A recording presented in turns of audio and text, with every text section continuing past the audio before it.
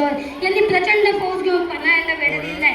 पण शक्तीपेक्षा युक्ती महत्वाची असते, म्हणून महाराजांनी शिवा काशी त्यांना बोलावून घेतलं आणि विचारलं, शिवा आमचं दूध घेऊन सिद्धीला भेटायला जातो?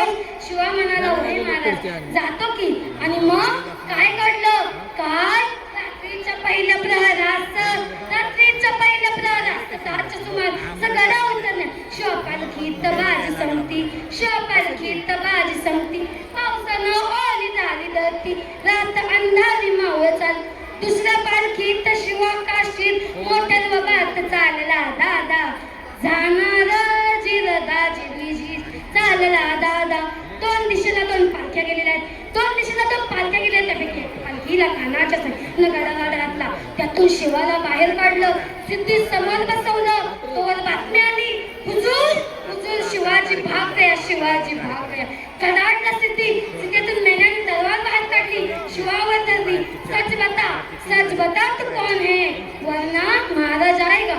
शिवा हसला आणि म्हणाला, आधी जन्माला जरी शिवा फाशीत म्हणून आला असलो तरी मरताना शिवाजी महाराज म्हणून मरतय. हे भाग्य काही कमी आहे का? कडाडला सिद्धीची तलवार झाडली गेली आणि शिवा संपला गेला. पण बाजीनं तिकडे राजापूरची खिंड गाठली आणि बाजी म्हणतायत, राजा आपण अजून गडावरती पोचला नाहीत. राजा जोवर आपण गडावरती पोचणार नाही तोवर या बाजीचा प्राण जाणार नाही राजा.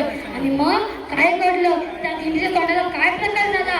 काय उभा राहून बाजी खिंडीला विनवणी करी शिवबाला, तुम्ही सुखदुःखी जावं उडवावं द्यावं इशाऱ्याला. तुम्ही घ्यायला पाहिजे प्रथम हास्य विशाल गडा, आलो आता चित्तीला, मी ठाल करत स्थितीला. बाजीचा ताव तो वाद करतो मी, ठाल दृष्ट शत्रूला. धर्म सत्य भाव हा माझा याच वक्ताल, रक्ताने भिजले बाजी, थांबाया होई नाराजी. तमा नाही मला रे माझी, बाजी लावीन जीवाची बाजी. आधी पोचली तर गडावरी राजशिवाजी, जी रक्ताच्या थारोळ्यात असलेल्या बाजीकडे म्हणतायत आणि झपकन असा गोळीचा बाल बाजींना लागला. तरी बाजी म्हणतायत, राजा आपण अजून गडावरती पोचला नाहीत. जोर आपण गडावरती पोचणार नाही तोवर या बाजीचा प्राण जाणार नाही. तोवर या बाजीचा प्राण जाणार नाही. आणि मग काय घडलं? काय धडा आवाज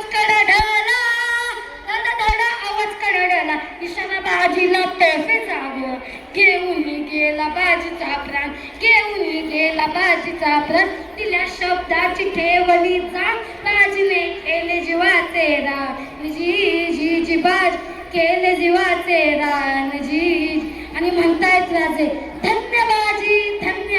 जर का या खिंडीतली माती पाण्यात टाकली तर रंग येईल बाजीच्या रक्ताचा, इथे सुगंध येईल बाजीच्या पराक्रमाचा. जर का खिंडीला कान लावला